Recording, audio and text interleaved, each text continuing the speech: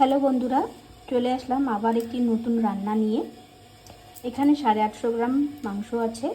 আজকে একটু অন্যরকমভাবে রান্নাটা করব। তো তোমরা সঙ্গে থাকো আর দেখতে থাকো কিভাবে রান্নাটা করি। আমি মাংসটাকে ভালো করে পরিষ্কার করে নিয়েছি, এখন ধুয়ে নেব ভালো করে।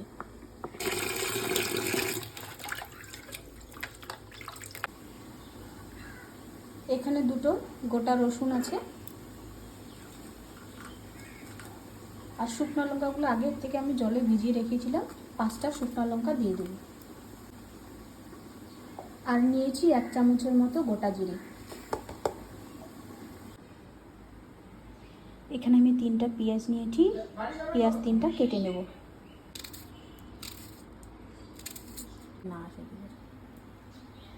তো বন্ধুরা, প্রেসার কুকারটা দেখে তোমরা বুঝতেই পেরেছো আজকে রান্নার কিসে হবে।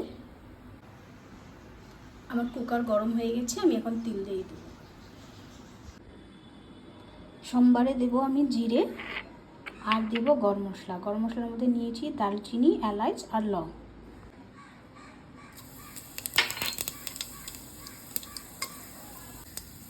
এখন আমি পেঁয়াজটা দিয়ে দেব।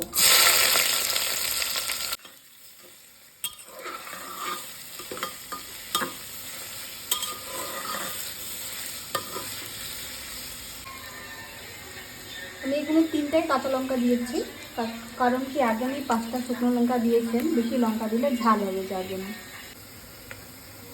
আমার পেঁয়াজটা লাল লাল করে ভাজা হয়ে গেছে, আমি এখন মাংসটা দিয়ে দেবো।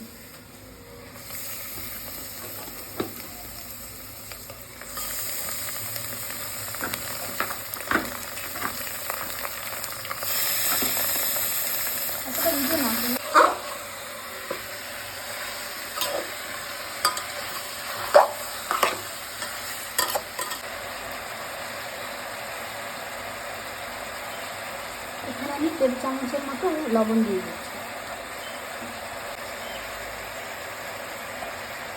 পরিমাণ মতো হলুদ।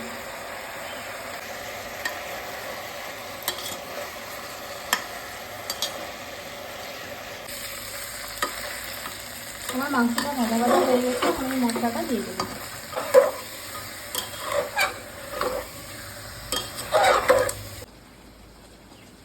এখানে আমি একটা গোটা টমেটো নিয়েছি, টমেটোটা দিয়ে দেবো।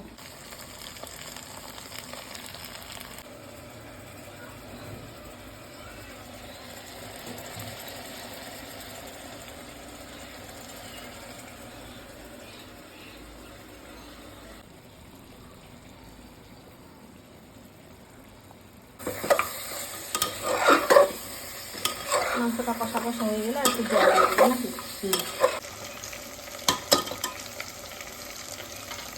জলটা দিয়ে দিচ্ছি।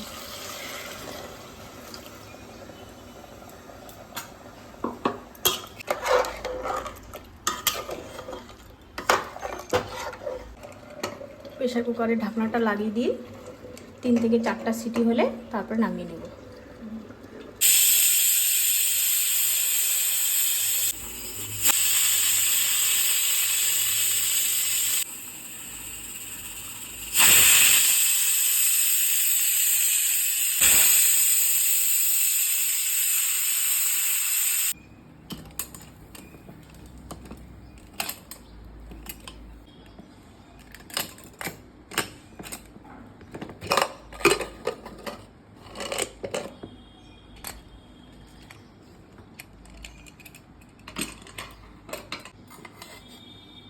খুব সুন্দর কালার এসছে না?